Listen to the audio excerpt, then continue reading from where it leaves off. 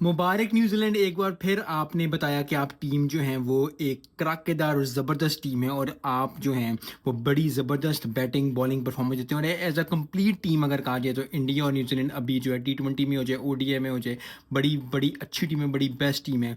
That is why they're in the finals of champion trophy 2। लेकिन ज़बरदस्त बात यह है कि पाकिस्तान के दिलो दिमाग पे छा गए। कुछ टीम्स होता है, कुछ टाइम ऐसे आता है कि जो है जैसे शारजा कप होता था, अगर किसी को याद है इंडिया पाकिस्तान का, तो पाकिस्तान हर मैच जीता था। जब भी इंडिया ने आना है, हमें इंडिया पाकिस्तान का मैच है ना, हमने कहना है जी पाकिस्तान जीत गया। शारजा में है तो पाकिस्तान जीतेगा। श्रीलंका से हमने जीतना होता था, पाकिस्तान जीतना होता था। बांग्लादेश जो है इस तरह।